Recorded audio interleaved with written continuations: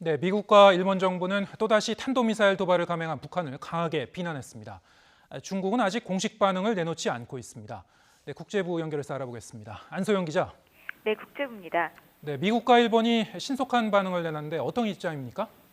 네, 백악관은 북한이 탄도미사일을 발사한 지 불과 2시간여 만에 관련 성명을 발표했습니다. 미국 정부가 북한의 미사일 시험을 인지하고 있고 트럼프 대통령도 보고를 받았다는 짧은 내용이었지만 이례적으로 빠른 대응이었습니다. 트럼프 정부가 북한의 움직임을 그만큼 민감하게 예의주시하고 있는 것으로 해석됩니다. 트럼프 대통령은 자신의 트위터에 북한의 미사일 발사는 중국을 무시한 처사라는 메시지를 올렸는데요. 북한의 미사일 발사가 비록 실패했지만 중국 그리고 또 중국인으로부터 존경받는 시진핑 주석의 바람을 무시한 것으로 나쁘다고 적었습니다. 일본은 북한이 탄도미사일을 발사한 지 3시간여 후에 국가안전보장회의를 열었습니다. 일본 정부 대변인인 스가 요시히데 관방장관은 북한의 탄도미사일 발사 시도는 유엔 안보리 결의를 위반한 것이라고 비판하고 한국과 긴밀히 연대해 북한의 자제를 강하게 촉구해 나가겠다고 말했습니다. 또 아베 일본 총리로부터 정보 수집과 분석에 전력을 기울여서 국민에게 신속하고 정확한 정보를 제공할 것과 항공기 그리고 선박의 안전 확인을 철저히 해서 예측 못한 사태에 대비하라는 지시를 받았다고 설명했습니다.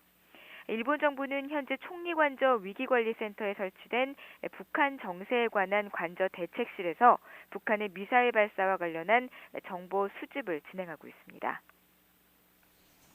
네, 중국의 반응은 어떻습니까? 네, 조금 전 말씀하신 것처럼 아직 공식 반응은 내놓지 않고 있습니다. 하지만 관영 언론들이 북한의 탄도미사일 발사 시도를 주요 뉴스로 전했습니다. CCTV는 오늘 아침 북한이 탄도미사일을 발사했지만 실패했다고 전하면서 기자를 전화로 연결해서 북한의 군사 행동이 한반도 긴장을 가속할 우려가 있다고 평가했고요. 신화통신, 환구망, 신화 등 그 대부분의 중국 매체들도 북한이 평안남도에서 미사일 한 발을 쐈지만 실패했다고 주요 뉴스로 보도했습니다. 트럼프 대통령과 시진핑 중국 주석의 정상회담을 계기로 미국과 중국은 북핵 문제에 대해 연일 공조 움직임을 보이고 있습니다.